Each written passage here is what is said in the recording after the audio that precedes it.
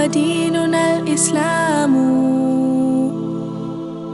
أركانه الجليلة دعائم الفضيلة وَلَقَدْ يَسَّرْنَا الْقُرْآنَ لِلذِّكْرِ فَهَلْ مِن مُدَّكِرٍ، اور بے شک ہم نے آسان کیا قرآن نصیحت کو، پھر ہے کوئی نصیحت پکڑنے والا؟ Our guide is the Quran, our religion is Islam.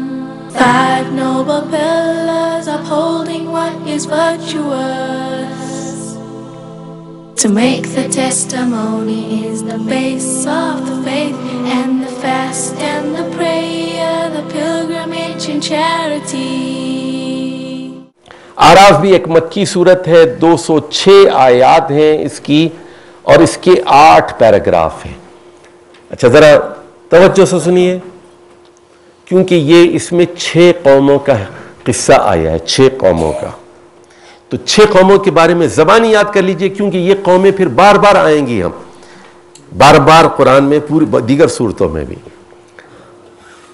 ये आज हम जिस सन में हैं इस वक्त 2011 है ना, 2011 ईस्वी है ये, और ईसा अलैहिस्सलाम से पहले 3500 कबल मसीह में, यानी आज से 5500 साल कबल एक कौम थी हजरत नूह अलैहिस्सलाम की। ज़माना क्या है इसका? 3500 BC, 3500 कबल मसीह। जब इस कौम को गर्क किया गया, हलाक कर दिया गया, जो कश्ती वालों को बचा लिया गया, ये जो कश्ती वाले थे ये बन गए कौम आद। 500 साल के बाद ये बहुत बड़ी तादाद हो गई इनकी। इनको हवा के जरिए हलाक किया गया 3000 कबल मसीह में। कौन से? 3000 कबल मसीह। इसके बाद हजरत हूद को और अहले ईमान को बचा लिया गया। जो आद के जो बचे हुए लोग थे वो बन गए समूद, वो बन गए समूद। इनका जमाना तकरीबन 2500 कबल मसीह है। इसके 400 साल बाद उर्दुन में हजरत इब्राहिम अलैहिस्सलाम के भतीजे हजरत लूत अलैहिस्सलाम की कौम को हलाक किया गया। ये होमोसेक्सुअल थी, मर्दों के साथ बदफेली करती थी, डाके डालती थी, भरी महफिल में बदकारी करती थी। इसके बाद 700 साल बाद 1400 कबल मसीह में, 1400 कबल मसीह में हजरत शुएब की कौम को हलाक किया गया। इसके 100 साल बाद हजरत 1300 कबल मसीह में, 1300 कबल मसीह में हजरत मूसा अलैहिस्सलाम की कौम यानी फिरौन को हलाक किया गया, कारून को हलाक किया गया।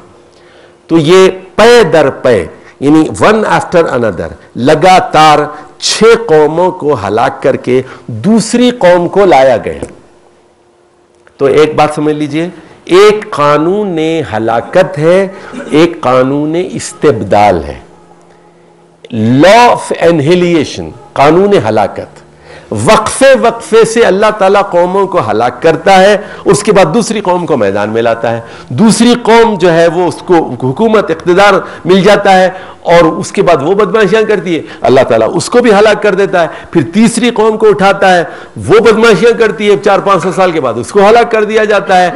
वक्फे वक्फे से कौमों को हलाक किया जाता है, दूसरी कौम को जानशीन बनाया जाता है। इसको हम कहते हैं कानून हलाकत और कानून इस्तिबदाल, लॉ ऑफ एनहिलिएशन और लॉ ऑफ रिप्लेसमेंट।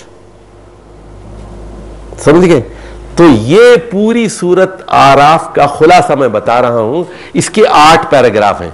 ये देखिए, ये तमहीद है, ये इख्तितामिया है। यहां हजरत नूह की कौम दावत और उनकी हलाकत, यहां हजरत हूद की दावत और उनकी आद की हलाकत, सालेह अलैहिस्सलाम की दावत और कौम समूद की हलाकत, लूत अलैहिस्सलाम की दावत और उनकी कौम की हलाकत, और हजरत शुएब अलैहिस्सलाम की दावत और उनकी कौम की हलाकत, मूसा अलैहिस्सलाम की दावत और फिरौन और जो है की हलाकत और बनी इसराइल का खुरूज।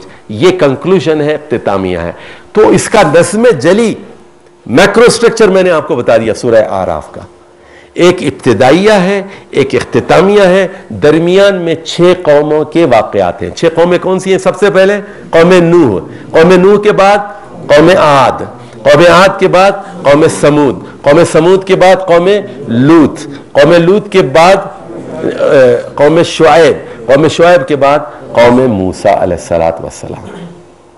اچھا اب سن لیجئے، اس کی ایک آیت نمبر 34 ہے، وَلِكُلِّ أُمَّةٍ أَجَلٌ، وَلِكُلِّ أُمَّةٍ أَجَلٌ، ہر قوم کے لیے ایک اجل ہے۔ دیکھیے ہٹلر جو ہے جرمنی اکڑتا تھا نا، پہلی جنگ عظیم میں بھی اور دوسری جنگ عظیم میں۔ آج جرمنی اس کے بعد کیا ہوا؟ دوسری جنگ عظیم کے بعد برلن کو تقسیم کر دیا گیا، جرمنی کو تقسیم کر دیا گیا، روس نے ادھر قبضہ جما لیا، امریکہ نے ادھر قبضہ جما لیا، ویسٹرن وہی مغربی جرمنی ہو گئی، ہٹلر کا نام و نشان نہیں ملا، خودکشی کی، کہاں غائب ہو گیا پتہ نہیں چلے۔ 1 کروڑ لوگ پہلی جنگ عظیم میں اور دوسری جنگ عظیم میں مارے گئے۔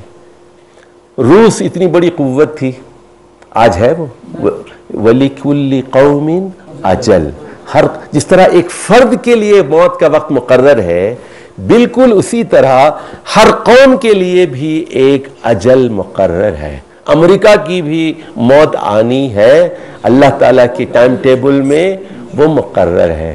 یہ ہے تھیم اس کی۔